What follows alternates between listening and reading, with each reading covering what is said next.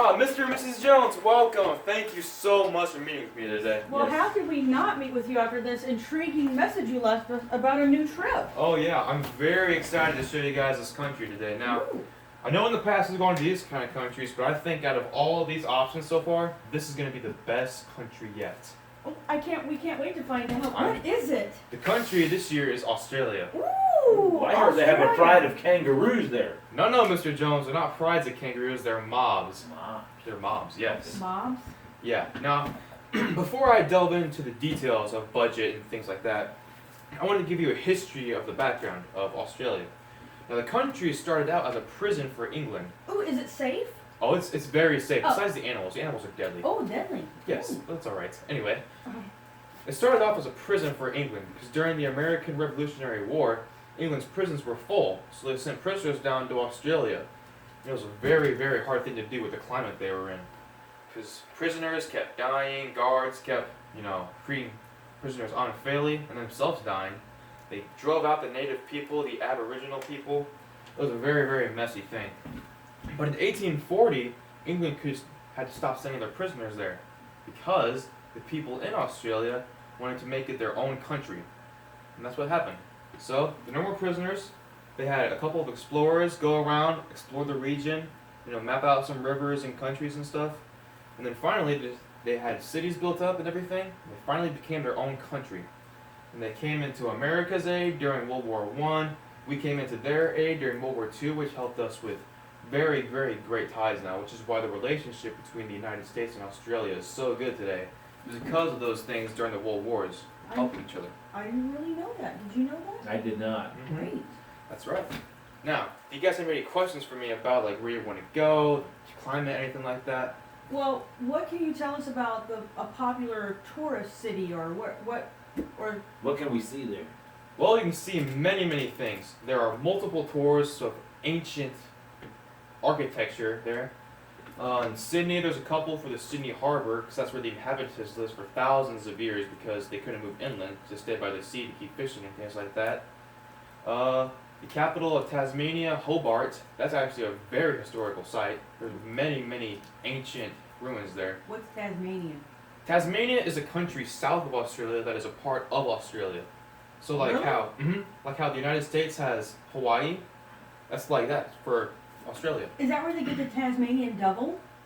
It is actually. No. Yes, Oh, it is. That would be fun. Not I the think. Looney Tunes cartoon one. Oh. The Tasmanian devil is much more violent and aggressive and more alive. Ooh, okay. Well, that sounds a little scary. Oh, it is. But don't worry, they won't be exposed to any of those in the wild. What kind of climate do they have there? Is it cold? Is it hot? It's funny that you ask. It's actually both, depending where you go. Oh, In the north, it's more of a hot rainforest climate, like South America, do you think? Very hot, very distinctive wet and dry seasons. The middle is more like the desert places, kind of like some African plains. There's no vegetation, there's not much life anyway, which actually is why the economy is so low, because a lot of the people that live in the middle region of the desert, they just can't have jobs or anything like that. So that's why the economy in the north and south is rich, but in the middle it's poor. Now in the south, it's much like the United States in a way. There's the 4 distinctive seasons: hot seasons, dry seasons, wet seasons, rainy seasons. That is wet. Oh well, cold seasons, anything like that. So what this trip is you would get to pick between the north, middle, and the south. Liverpool's poor, right? The middle is the poor part, the very hot part. And then Is that like where the Aborigines would live and things? The Aborigines actually lived all around the island. It's just that whenever the English came, they had to drive them out. So there's a very, very low percentage population. Only 2% of the current Australian population is Aboriginal now, sadly. do they live in the cities or do they live in villages?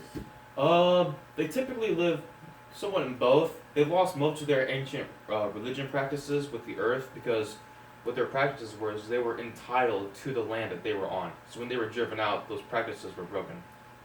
What kind of animals would we see? Would there be an animal tour, or could we see animals? Yeah, there'd be a couple tours you could probably go on to. There's multiple zoos there. Like you said, tours where you can go out into the wild, see mobs of kangaroos and things like that. Mobs? Mm-hmm. Uh-huh. How about alligators? Is there alligators in Australia? There is alligators, they're just not as distinctive, not like the Louisiana or Florida type, but there are some places in swampy areas where there are alligators you can see. What about koala bears? Oh, I'm glad you mentioned that. You do? Yes, koala bear is like an amazing animal to see in wild. It's very, very interesting.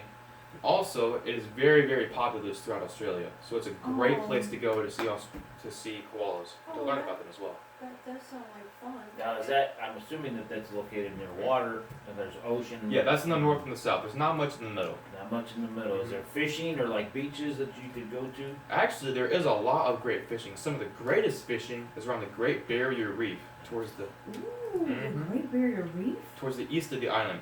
Don't they have sharks? There are sharks, but they would not take you out that far to sharks. Oh, okay. But they would take you far enough out to go scuba diving, snorkeling, and like you said, fishing, in certain spaces. Wow, it sounds very exciting. Very cool. It is. It's actually one of the 7 wonders of the world, and it's visible from space. Really?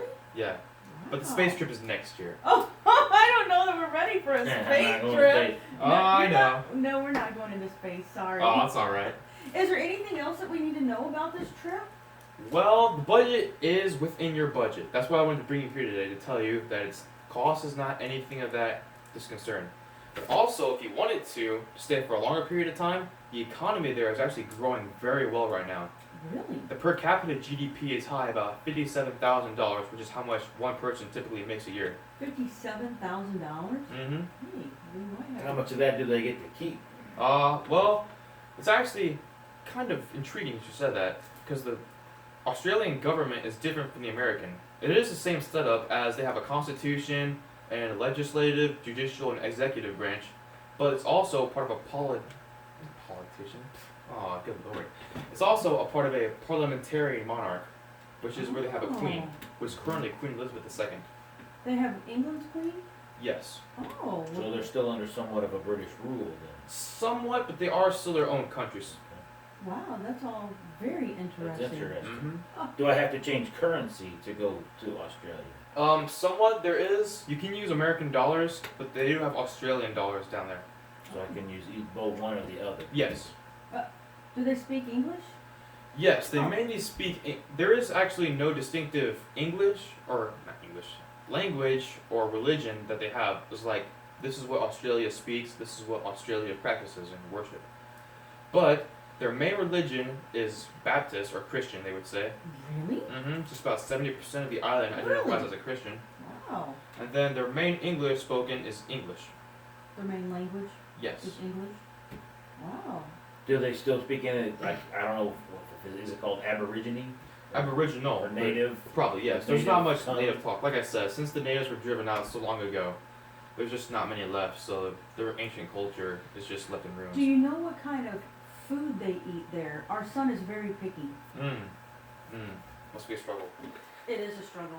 Well, the food is pretty much the same in American. It's just sometimes they'll have like, Outback Steakhouse.